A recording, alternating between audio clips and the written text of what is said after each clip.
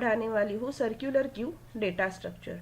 अब तक आपने पढ़ा है सर्कुलर क्यू, हमने क्यू इंक्लूड किया है, उसका इंट्रोडक्शन, उसके फीचर्स, वो कैसे वर्क करता है, उसके कौन कौन से ऑपरेशंस होते हैं और वो क्या होते हैं। उसके बाद मैंने वो सारे ऑपरेशन इन डिटेल भी एक्सप्लेन किए हुए हैं। इंसर्शन ऑपरेशन किया है, डिलीट ऑपरेशन किया है, दोनों साथ में अगर परफॉर्म करने हैं तो हमें क्या करना होगा वो भी मैंने 8 वीडियो में एक्सप्लेन किया है। और अब की बारी है, हमें पढ़ना है कि इंसर्शन ऑपरेशन का फंक्शन हम C++ में कैसे लिख सकते हैं।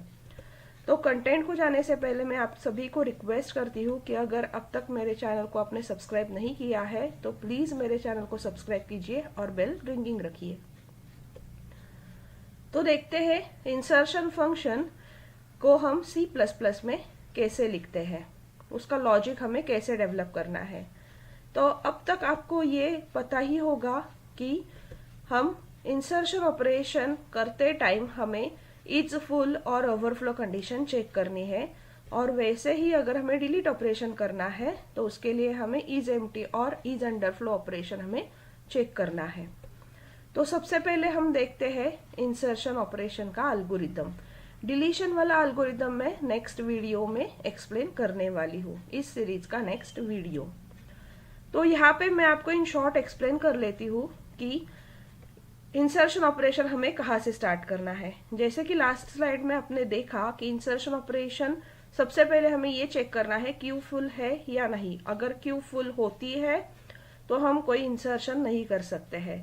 तो उसके लिए हमें क्या कंडीशन चेक करनी है, तो हमें कंडीशन ऐसे चेक करनी है कि अगर हमारा रेयर, क्योंकि हम रेयर एंड पे इंसर्ट करने वाले हैं, तो अगर हमारा रेयर का नेक्स्ट पोजीशन फ्रंट के पोजीशन पे है, यानी कि रेयर +1 जो है वो हमारा फ्रंट है, इसका मतलब कि हमारा क्यू फुल है।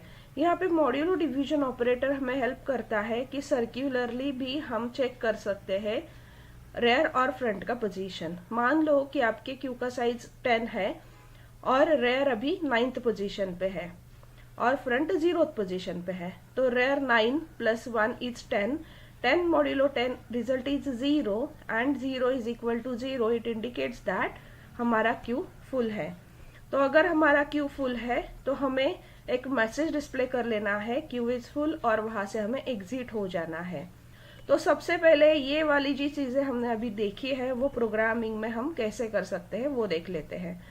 तो सबसे पहले आप देख सकते हो यहाँ पे फंक्शन ऑफ एनक्यू ऑपरेशन यहाँ पे हम देखने वाले हैं। तो ये हो गया आपका एनक्यू ऑपरेशन, एक्स जो है वो एलिमेंट है जो कि हमें इंसर्ट करना है। तो ये फंक्शन में सबसे पहले हमें देखना है इज फुल फंक्शन का डेफिनेशन हमें लिखना है। तो ये जो इज फुल का डेफिनेशन है मैं यहाँ पे लिखने वाली हूँ।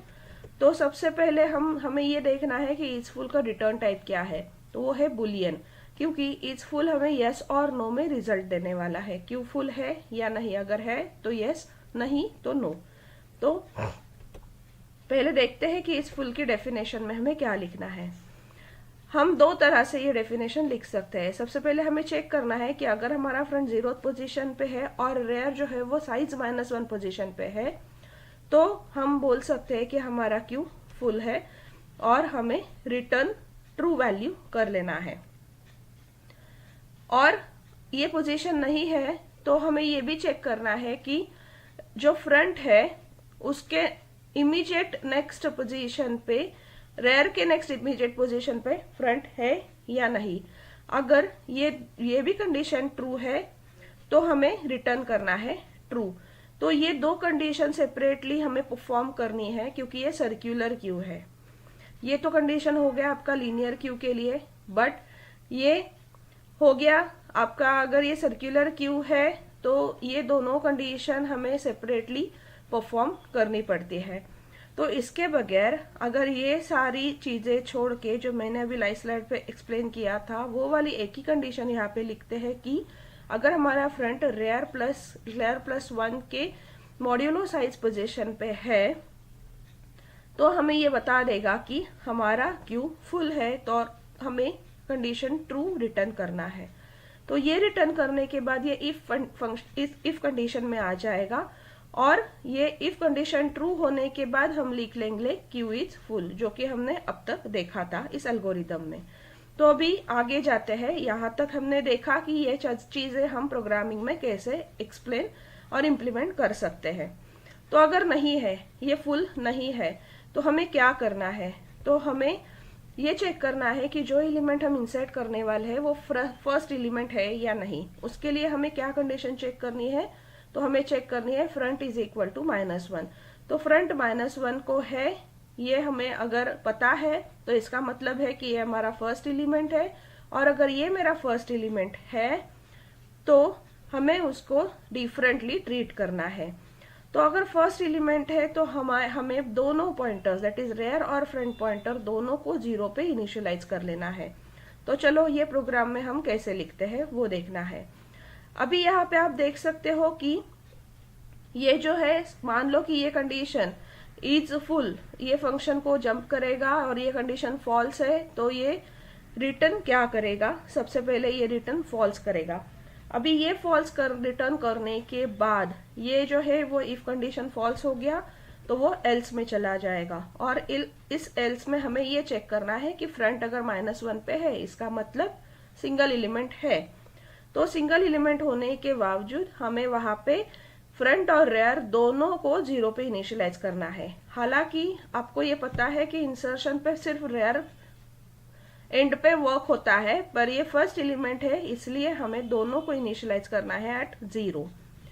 अभी आगे देखते हैं कि हमें क्या करना है। अभी मान लो कि ये फर्स्ट एलिमेंट नहीं है, ओके सॉरी, तो ये अगर फर्स्ट एलिमेंट है तो ये 0 पे इनिशियलाइज करने के बाद वो हमें वहां पे 0th पोजीशन पे इंसर्ट कर लेना है। तो ये वाला स्टेटमेंट हमें अभी एग्जीक्यूट करना है। तो आप यहाँ पे देख सकते हो इंसर्टिंग द एलिमेंट। तो रेयर पोजीशन पे मैंने x एलिमेंट जो यहाँ पे हमने पास किया है इनक्यू फंक्शन को, वो इनिशियलाइज कर लेना है, और हमें मैसेज डाल देना है कि inserted x element into the circular queue. अभी मान लो कि ये जो है वो फर्स्ट एलिमेंट नहीं है, अदर देन फर्स्ट एलिमेंट है, तो हमें क्या करना है? तो हमें सर्क्यूलरली इंक्रीमेंट करना है। तो सर्क्यूलरली इंक्रीमेंट इसका मतलब हमें रेयर को नेक्स्ट पोजीशन पे लेके जाना है, पर मॉड्यूलो डिवीजन बाय साइज करके, क्योंकि ये सर्क्यूलर इंक्रीमेंट करने में आपको हेल्प करेगा। सर्क्यूलर इंक्रीमेंट क्या होता है, अगर इसके बारे में आपको ज्यादा जानकारी चाहिए तो मैंने मेरे प्रीवियस वीडियो में उसे डिटेल में एक्सप्लेन किया हुआ है, तो आप वो देख सकते हो। और उसके बाद रेयर को इंक्रीमेंट करने के बाद रेयर पोजीशन पे हमें एलिमेंट इंसर्ट कर लेना है। तो चलो ये देखते हैं हम अभी प्रोग्राम में कैसे करना है। तो यहाँ पे हम आ गए, हमें go round and round concept use करना है, क्योंकि फर्स्ट एलिमेंट तो नहीं है इसलिए एल्स में आ गए, और हमने रेयर को सर्कुलरली इंक्रीमेंट कर लिया। इसी को हम go round and round concept बोलते हैं। और रेयर पोजीशन पे मैंने x एलिमेंट को असाइन कर लिया, और मैंने मैसेज डिस्प्ले कर लिया कि मैंने ये एलिमेंट इंसर्ट कर लिया है, x वाला एलिमेंट इंसर्ट कर लिया है। तो इसी तरह से हम इंसर्ट ऑपरेशन सर्कुलर क्यू पे परफॉर्म कर सकते हैं, और जिसके लिए हमने एनक्यू ऑपरेशन और द इंसर्ट ऑपरेशन C++ में कैसे लिखना है वो मैंने आपको अभी एक्सप्लेन कर लिया है। आई होप आप सभी को ये समझ में आ गया होगा। सो थैंक यू फ्रेंड्स, आपने मेरा वीडियो देखा, वीडियो से पढ़ा। अगर आपको कोई क्वेरी है तो आप कमेंट में पूछ सकते हो, और मैं आप सभी को सजेस्ट करूंगी कि अगर आपको मेरे वीडियोस अच्छे लगते हैं तो आप आपके फ्रेंड्स के साथ शेयर करना ना भूलिए। यहाँ पे मैं आपको सब्सक्रिप्शन लिंक प्रोवाइड कर रही हूँ। अगर अब तक मेरे चैनल को आपने सब्सक्राइब नहीं किया है तो प्लीज उसे सब्सक्राइब कीजिए, और आपके फ्रेंड्स के साथ भी शेयर कीजिए। नेक्स्ट वीडियो भी मैं यहाँ पे लिंक दे रही हूँ, और पूरा वीडियो सीरीज का भी लिंक मैं यहाँ पे प्लेलिस्ट के फॉर्म में आपके लिए प्रोवाइड कर रही हूँ। Thank you. Happy data structuring, happy learning. Thank you.